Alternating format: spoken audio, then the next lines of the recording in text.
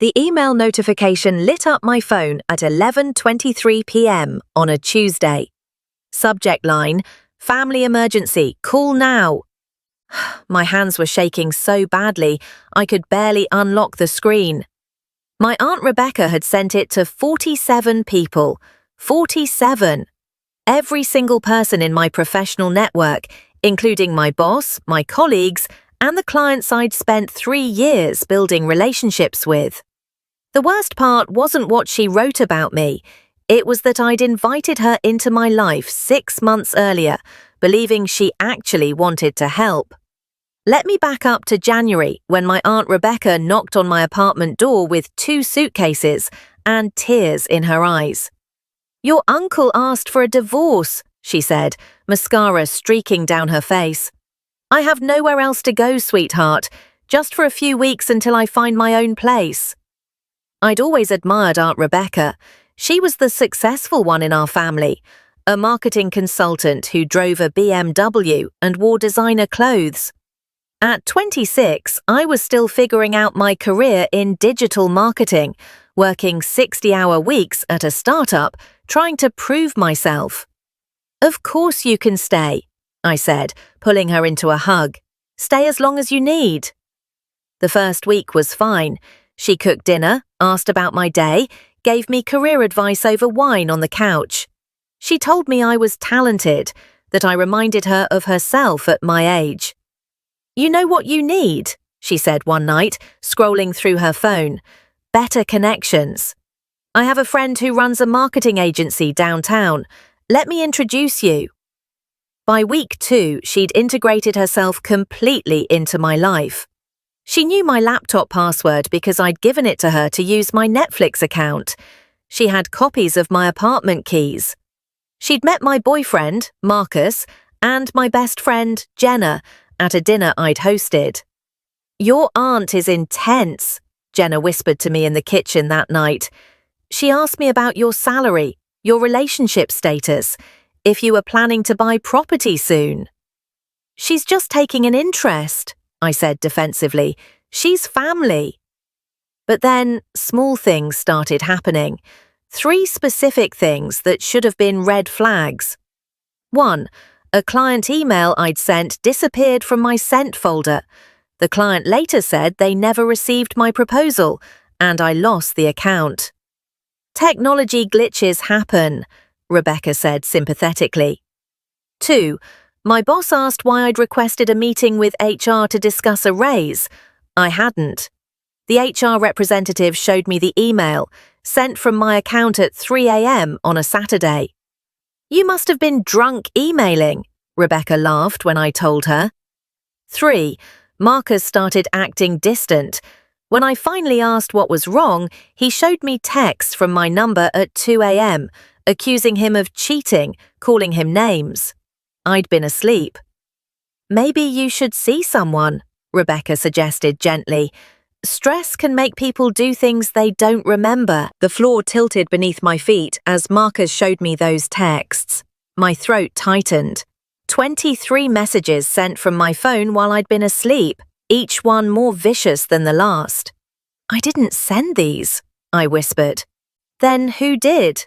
Marcus asked, his voice gentle but skeptical.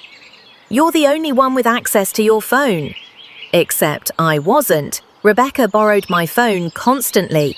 "Mine's dead. Can I use yours to make a quick call?" And I'd never thought twice about it. That night, after Marcus left, I sat in my car in the parking garage for 40 minutes, my breath fogging the windows, trying to make sense of everything. The missing emails, the HR incident, the texts. All of it had started after Rebecca moved in. I called Jenna. "I think my aunt is sabotaging me," I said, my voice cracking. "I know how it sounds." "It doesn't sound crazy," Jenna interrupted. "I've been worried about you. She watches you, you know that? At that dinner, she kept staring at you whenever you talked to Marcus. It was possessive. What do I do?" "Document everything," Jenna said immediately. "Change all your passwords. And whatever you do, don't confront her until you have proof." I spent the next 4 days gathering evidence. I went through my email account's activity log. You can see every login, every device, every IP address. I took screenshots of 53 instances where my account had been accessed from Rebecca's laptop. I checked my phone's backup history and found the deleted texts, timestamped and backed up to the cloud. I created a 31-page document with dates, times, and evidence. Then I found something that made my blood run cold. In my trash folder, buried beneath hundreds of old emails, was a draft I hadn't written. It was addressed to my company's biggest client, riddled with typos and unprofessional language, offering their confidential strategy to their competitor. It was dated for autosend in 3 days. My career wouldn't just be damaged, it would be destroyed. I'd likely face legal action. The subject line read, "Better opportunity, confidential." I checked the document properties. Created by Rebecca's laptop. Last modified yesterday at 10:47 p.m. while I'd been asleep. My hands trembled as I printed every page of evidence. The printer in my apartment jammed twice and I wanted to scream. It was 6:30 a.m. Rebecca was still asleep in my guest room. I waited until 7:45 when I heard her shower turn off. Then I sat at my kitchen table with the stack of papers in front of me, my coffee going cold, rehearsing what I'd say. She came out in my bathrobe. When had she started wearing my clothes? Her hair wrapped in a towel. "Morning, sweetie," she said brightly. "Want me to make—" "Sit down," I said. My voice sounded strange, flat. Something flickered across her face. "What's wrong?" I slid the first page across the table. My email activity log, with her laptop's IP address highlighted 53 times. "You've been accessing my accounts," I said. "You sent those texts to Marcus. You wrote that email to HR. You deleted my client proposal." She picked up the paper, and I watched her face carefully. No shock, no confusion, just a slow, calculating assessment of the situation. "Honey, you're clearly stressed," she said finally, setting the page down. "This is concerning. Have you talked to anyone about these paranoid thoughts?" "I have screenshots," I said, sliding more pages across. "I have timestamps. I have the draft email you created, the one you're planning to send to destroy my career." She laughed. Actually laughed. "You think I would sabotage my own niece? I've been trying to help you. This is how you repay me, with accusations. Get out of my apartment." Her expression hardened. "You're making a mistake. Who's going to believe you? A stressed-out 26-year-old having a breakdown, or me? I've been in this industry for 20 years. I have connections. I have credibility." She stood up, letting my bathrobe fall open slightly. "If you try to spread these lies about me, I will make sure everyone knows how unstable you are. I'll tell them about your drinking problem." "I don't have a drinking problem." "About how you've been stealing client information, and I tried to stop you. About how you're manufacturing evidence to cover your own misconduct." She smiled, cold and sharp. "Who do you think they'll believe?" She left the kitchen. 10 minutes later, she emerged with her suitcase, already packed, like she'd been expecting this, like she'd been ready. "You'll regret this," she said from my doorway. I changed every lock that afternoon. It cost me $400, which I didn't have. I didn't care. The next morning, I requested a meeting with my HR director and my boss. I brought my 31 pages of evidence. I explained everything calmly, methodically, showing them the access logs, the deleted drafts, the pattern of sabotage. My boss, Catherine, listened with her hands folded on her desk. When I finished, she glanced at the HR director. "This is a serious accusation," Catherine said slowly. "Against a family member, no less. Are you certain you want to proceed with this?" I have proof, I said, gesturing to the pages. Technical logs can be misleading, the HR director said. IP addresses can be spoofed, and frankly, some of this, the late-night texts, the HR email, could be explained by stress, drinking, sleep deprivation. My stomach dropped. You don't believe me. We believe you're going through something difficult, Catherine said carefully. Family issues can be stressful. Maybe you should take some time off, get some rest. They thought I was having a breakdown. I sat in my car in the parking lot for 20 minutes after that meeting, staring at nothing. The leather steering wheel was cold under my palms. Rain started to streak down the windshield, blurring the world outside. I'd shown them proof, actual, documented proof, and they'd suggested I take time off for my mental health. My phone buzzed. An email notification, then another, then 5 more in rapid succession. I opened my inbox with shaking hands. Rebecca had sent emails to my entire professional network, everyone I'd ever worked with, every client, every colleague. 47 people total. The subject line, "Family emergency, call now." The email was a masterpiece of manipulation. I'm reaching out because I'm deeply concerned about my niece. She's been struggling with substance abuse and mental health issues for months, and I've been trying to help her, but she's recently become paranoid and delusional. She's making disturbing accusations against me and may reach out to you with false claims. Please know that I'm trying to get her help. If she contacts you, please forward the communication to me so I can ensure she gets the support she needs. She's family, and I love her, but she's not well. My phone rang. Catherine. "We need you to come back to the office," she said. "Now." When I arrived, Catherine and the HR director were waiting with someone I didn't recognize, a woman in her 50s with silver hair and tired eyes. "This is Patricia Chen," Catherine said. "She's an attorney. She received your aunt's email and had some concerns. She asked to speak with you." Patricia gestured for me to sit.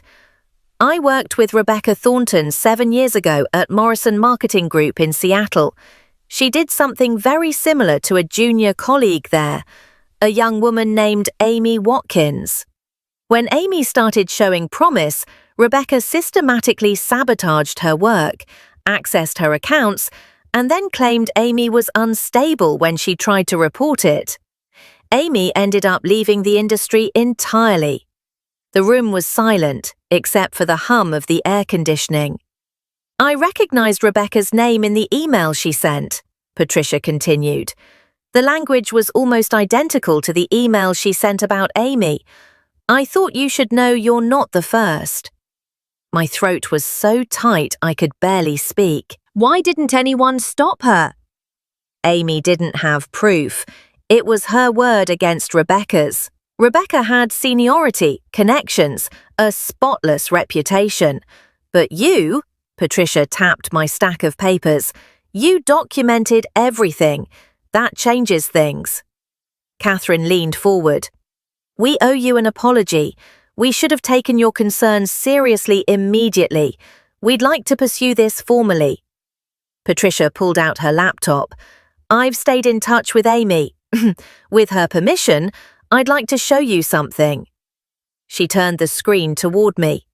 An email thread between Amy and Patricia from 3 years ago, detailing the exact same pattern. Integration into the victim's life, access to accounts, escalating sabotage, then a smear campaign when confronted. "There's a third woman too," Patricia said quietly. "Rebecca's former assistant at a firm in Portland. Same pattern. She's willing to testify if it comes to that." For the first time in weeks, I felt like I could breathe. The company launched a formal investigation that afternoon. They hired a digital forensics specialist who spent 3 days analyzing my accounts, Rebecca's patterns, and the electronic evidence. The specialist, a woman named Dr. Sarah Jennings, with 19 years of experience, found 17 distinct instances of unauthorized access. She recovered deleted files from my cloud backup showing drafts Rebecca had created, including the email to my client that would have destroyed my career. She found location data proving Rebecca had accessed my accounts from my apartment when I'd been at work. "This isn't amateur hour," Dr. Jennings told me during one of our meetings. She knew exactly what she was doing. She cleared browser histories, used your devices instead of hers when possible, timed her activities for when you'd have alibis. This was calculated.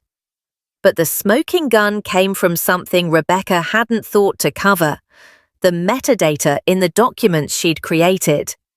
Every file had her laptop's unique identifier embedded in its properties. The company also reached out to Amy Watkins and the third victim, a woman named Melissa Rodriguez. Both agreed to participate in the investigation. Amy flew in from Seattle to give her statement in person. I met her in a coffee shop near my office on a grey Thursday afternoon. She was 32 now, working in an entirely different field, graphic design instead of marketing. "I lost 5 years of my career because of her," Amy said, stirring her coffee without drinking it. "I was so good at my job, I loved it, and she took it from me." Her eyes met mine. "But you fought back. You documented everything. You're braver than I was." "I'm terrified," I admitted. "Good," she said. "That means you understand what you're up against. But you have something I didn't have: proof, witnesses, and people who believe you." The company scheduled a formal hearing for the following week. They offered me legal representation. Patricia Chen volunteered to attend as a witness. The days leading to the hearing were surreal. I couldn't sleep. I'd lie awake playing out every possible scenario. What if Rebecca had some explanation I hadn't thought of? What if the panel believed her anyway?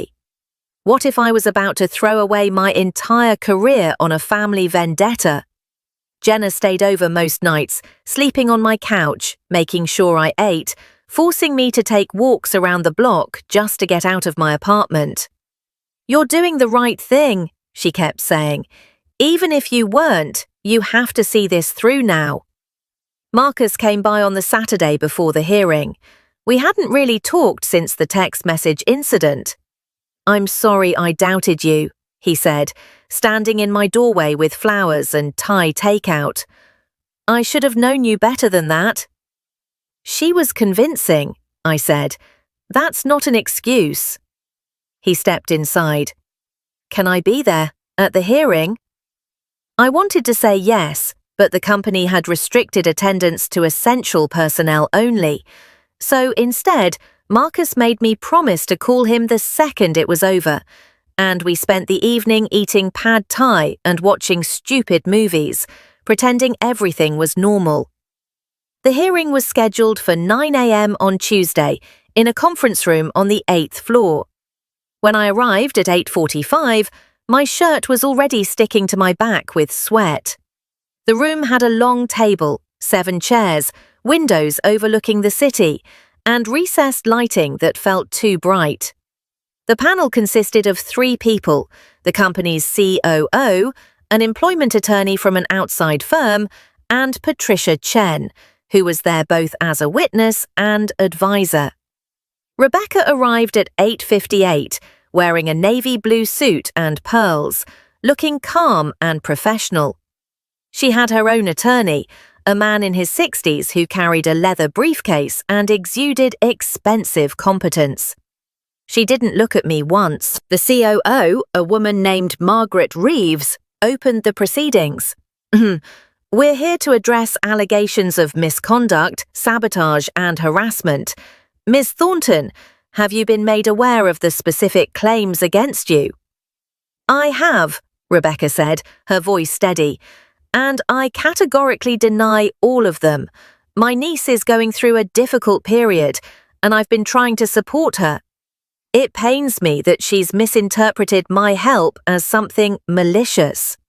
Her attorney slid a folder across the table.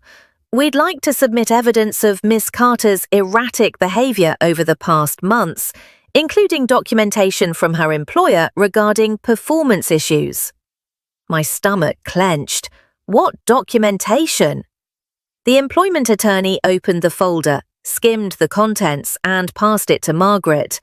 I couldn't see what was inside, but I watched Margaret's expression harden.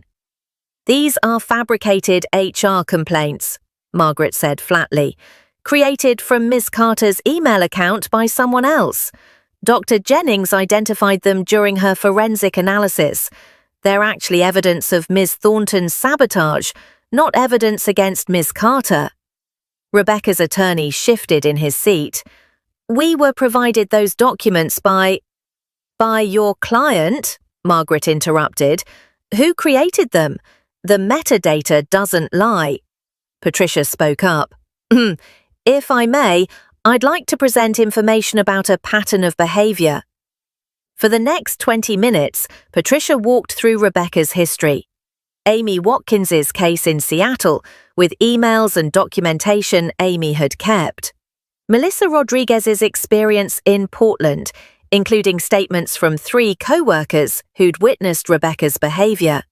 And now my case, with Dr. Jennings's forensic report showing 17 instances of unauthorized access, deleted files, fabricated emails, and systematic sabotage. 3 women, Patricia said, 3 different cities, 3 identical patterns of behavior over 7 years. Rebecca's face had gone pale, but her voice remained controlled. "This is a conspiracy. These women are coordinating to attack my reputation." "Did you access your niece's email accounts without permission?" the employment attorney asked. "I may have used her laptop once or twice when mine wasn't working." 53 times, I said quietly. "You accessed my accounts 53 times over 4 months." "You gave me permission," Rebecca snapped, finally looking at me. "You gave me your password." "For Netflix," I said, "not to sabotage my career."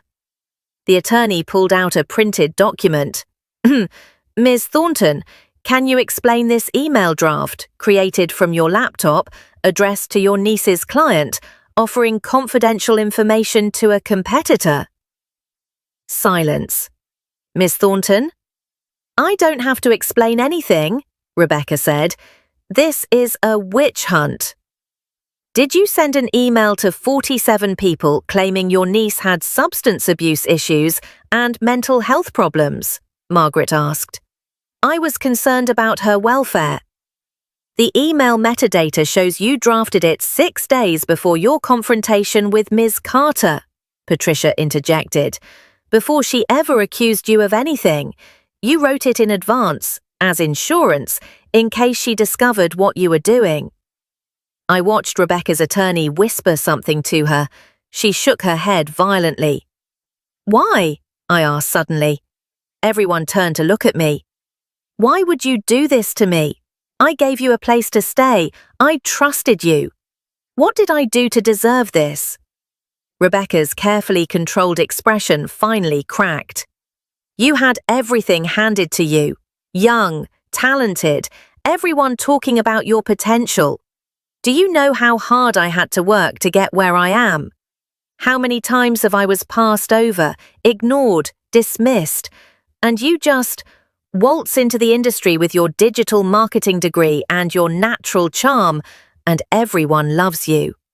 Her voice was rising. "You reminded me of myself at your age," you said.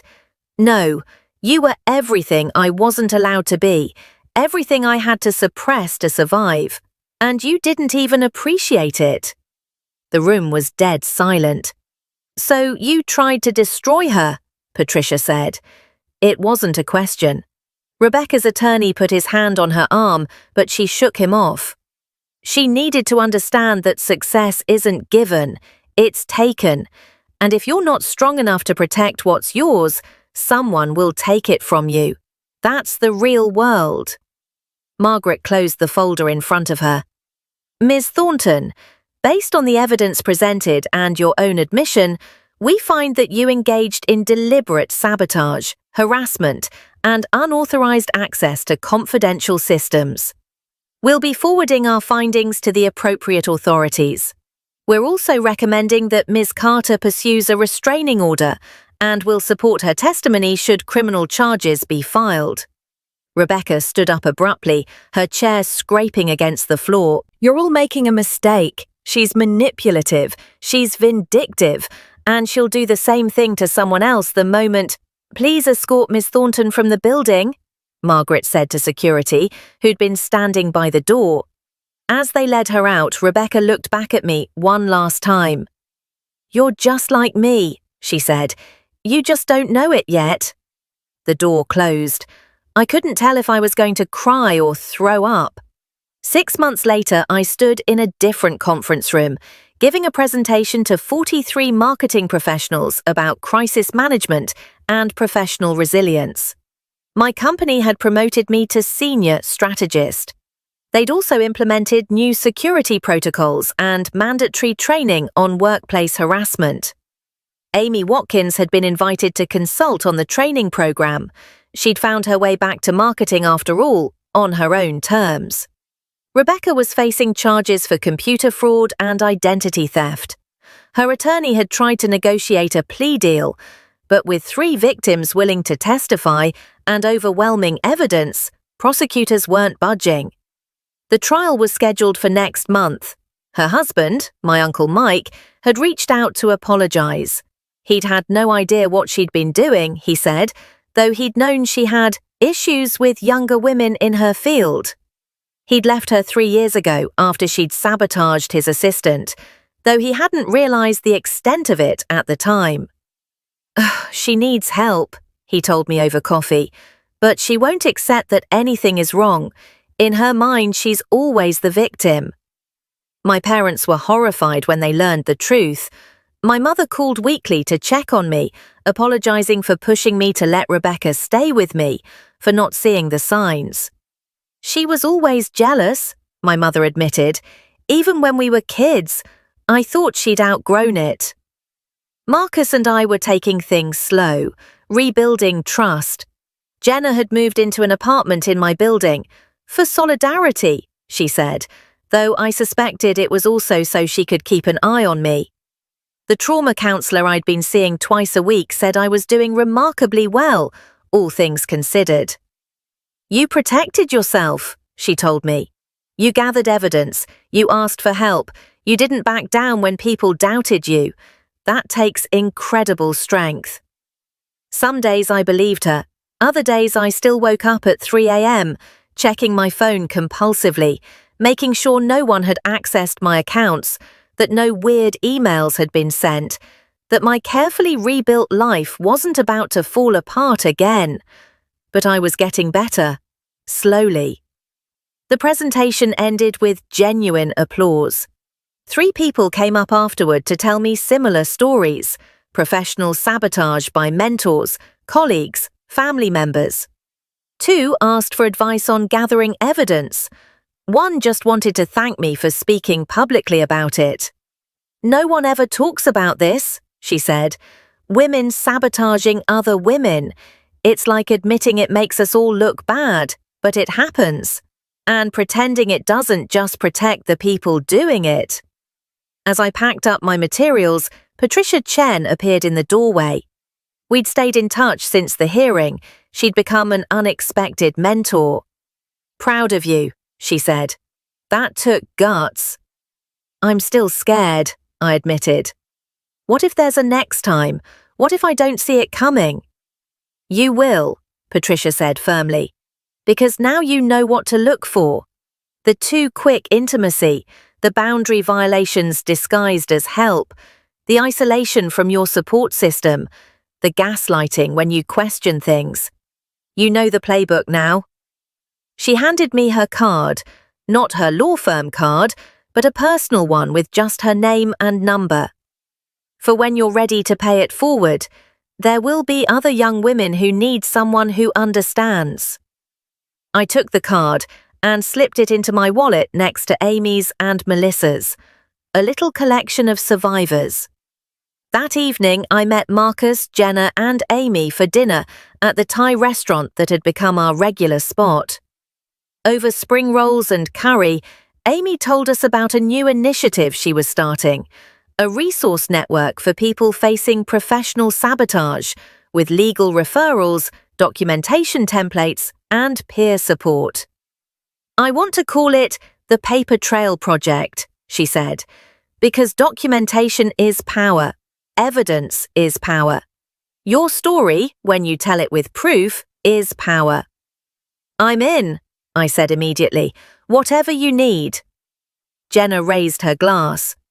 "To evidence, to fight back, and to believe women when they say something's wrong." We clinked glasses.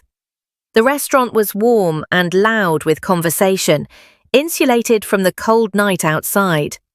For the first time in months, I felt safe. Not because the danger was gone, Rebecca was still out there, awaiting trial, and I knew there would be others like her, but because I wasn't alone. I'd learned that the hard way. When someone tries to destroy you, they rely on your silence, your shame, your fear that no one will believe you. They count on you being too scared to gather evidence, too tired to fight back, too isolated to find allies. Rebecca had been right about one thing: success isn't given. But she was wrong about how you protect it. You don't protect it by tearing others down. You protect it by building networks of people who support each other, who document the truth, who refuse to be gaslit into silence. My phone buzzed with a message from Catherine at work. "Board meeting next week. They want to hear your input on expanding the mentorship program. Are you interested in leading the initiative?" I typed back, "Yes." Because here's what Rebecca never understood. She didn't make me weaker. She didn't break me. She taught me exactly how important it is to stand up, speak out, and document everything. And that's a lesson I plan to share with every young woman who'll listen. The next morning, I woke up at my usual time, 6:30, not 3 a.m., and made coffee without checking my email first. Small victories. I opened my laptop and started drafting guidelines for the new mentorship program, focusing on red flags, boundary setting, and documentation best practices. The document was titled "Protecting Yourself and Others, a Guide to Recognizing and Reporting Professional Sabotage." On page 1, in bold letters, I wrote, "Trust your instincts. Document everything. You deserve to be believed." Then I got to work, because Rebecca tried to ruin my life and, instead, she taught me how to help others protect theirs. That's justice.